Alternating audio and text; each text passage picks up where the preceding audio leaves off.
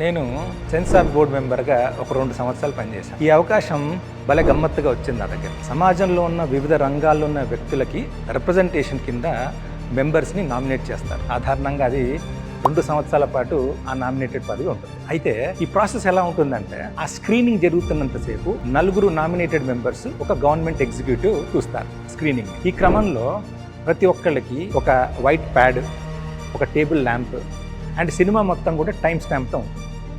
చూస్తున్నంతసేపు మనకి ఎక్కడైనా అభ్యంతరాలు ఉంటే మనం ఆ టైం స్టాంప్ నోట్ చేసుకొని మనకున్న అభ్యంతరం రాసుకోవాలి. టేబుల్ ల్యాంప్ ఆన్ చేసుకొని సినిమా శాంతం పూర్తయ్యాక తర్వాత సభ్యులు కలిసి దగ్గర ఒక టేబుల్ దగ్గర కూర్చొని అభ్యంతరాలన్నీ చర్చించి వాటికున్న అబ్జెక్షన్స్ని డిస్కస్ చేస్తారు. అది అయిపోయాక డైరెక్టర్ని, ప్రొడ్యూసర్ని పిలిపించి మన అభ్యంతరాలు చెప్తారు.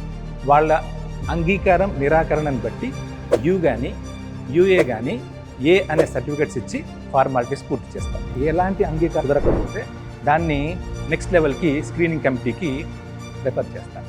ఇది సెన్సార్ మెంబర్గా నాకున్న చిన్న అనుభవం అండ్ ఇది సెన్సార్లో జరిగే ప్రాసెస్.